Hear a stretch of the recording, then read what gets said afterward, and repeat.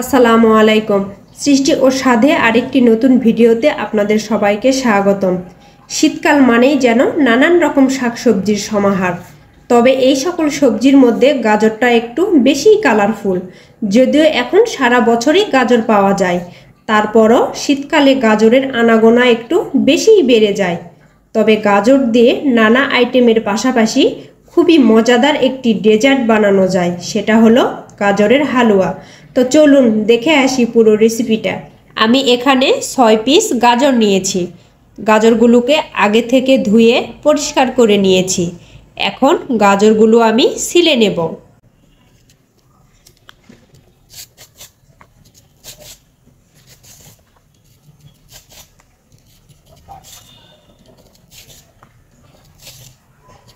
আমার সবগুলো গাজর সেলা হয়ে গেছে।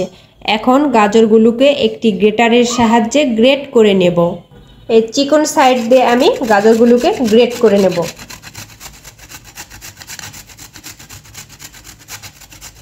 একইভাবে সবগুলো গাজর গ্রেট করে নিয়েছি। আপনারা চাইলে বটির সাহায্যেও সুন্দরভাবে কুচি করে নিতে পারেন। এবার চলে যাচ্ছি মূল রান্নায়। চুলায় একটি প্যান বসিয়ে দিয়েছি আর সেখানে দিয়ে দিচ্ছি 2 চামচ ঘি। আর গাজরের হালুয়ায় শাহি ফ্লেভার আনার জন্য ঘি ব্যবহার করতে হবে। যদি তেল দিয়ে গাজরের হালুয়াটা তৈরি করেন তাহলে শাহি ফ্লেভার কখনোই আসবে না। এখানে দিয়ে দিচ্ছি 3টা সাদা এলাচ। এলাচগুলোর মাথাটা একটু ফেটে দিয়েছি, এতে করে ফ্লেভারটা একটু বেশি পাওয়া যায়। এখন এটাকে নেড়েচেড়ে ফ্লেভার আসা পর্যন্ত অপেক্ষা করব। এখন দিয়ে দিচ্ছি গ্রেট করে রাখা গাজর কুচি।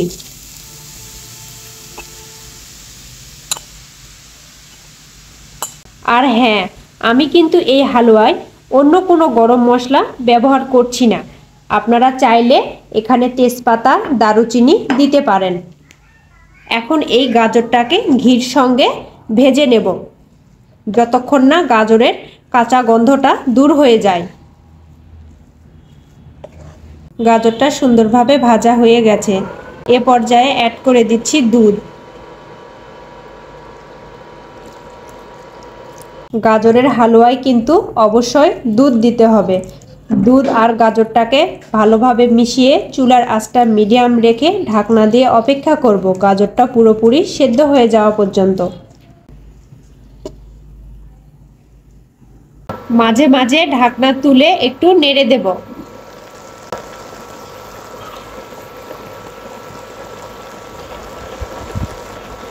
দশ মিনিট পরেই কিন্তু গাজরটা পুরোপুরি সেদ্ধ হয়ে গেছে। আর গাজরটা সেদ্ধ হয়ে যাবার পরে এখানে দিয়ে দিচ্ছি 1 বাটি চিনি। আর অবশ্যই কিন্তু চিনিটা অ্যাড করতে হবে গাজরটা সেদ্ধ হয়ে যাবার পরে। আগে যদি মিষ্টি অ্যাড করে দেওয়া হয় তাহলে কিন্তু গাজরটা অনেক সময় সেদ্ধ হতে চাইবে না। আপনারা মিষ্টির পরিমাণটা বাড়িয়ে কমিয়ে নিতে পারেন। চিনি দেওয়ার পরপরই পানি ছেড়ে দিয়েছে। চুলার আঁচটা মিডিয়াম রেখে পানিটাকে শুকিয়ে নেব। পানিটা শুকিয়ে যাবার পরে এখানে অ্যাড করে দিচ্ছি 1/2 কাপ ফুল ক্রিম গুঁড়ো দুধ। এই গুঁড়ো দুধ কিন্তু মাওয়ার কাজ করবে। হাতের কাছে সব সময় মাওয়া থাকে না। এই গুঁড়া দুধ দিয়ে মাওয়ার কাজটা সেরে নেওয়া যায়। এখন এটাকে খুব ভালোভাবে মিশিয়ে নেব। এখানে দিয়ে দিচ্ছি কয়েকটা কিশমিশ। চাইলে এখানে কিছু বাদামও অ্যাড করা যায়। অবশেষে নেড়েচেড়ে নিয়ে আমি এখানে অ্যাড করে দিচ্ছি 1 চামচ ঘি। চুলা থেকে নামানোর আগে ঘি দিলে ঘির একটা টাটকা ফ্লেভার হালুয়া থেকে পাওয়া যায়। আর ঘি দেওয়ার পরে বেশিক্ষণ নাড়াচাড়া করব না। আমি ঠিক এ পর্যায়ে নরম থাকা অবস্থাতেই নামিয়ে নেব। আর এটা ঠান্ডা হওয়ার পরপরই একটু শক্ত হয়ে যাবে। হালুয়া কিন্তু একটু নরম খেতেই ভালো লাগে। এখন হালুয়াটাকে গরম থাকা অবস্থাতেই পরিবেশন করে নিয়েছি। পরিবেশনের সময় উপর থেকে কিছু বাদাম কুচি ছিটিয়ে দিয়েছি। আশা করছি অবশ্যই বাসায় তৈরি করবেন এই সহজ এবং মজাদার গাজরের হালুয়া। ভিডিওটি ভালো লাগলে লাইক করুন আর এ ধরনের মজার মজার খাবারের রেসিপি পেতে আমাদের চ্যানেলটি সাবস্ক্রাইব করে সাথে থাকুন। ভালো থাকবেন। আল্লাহ হাফেজ।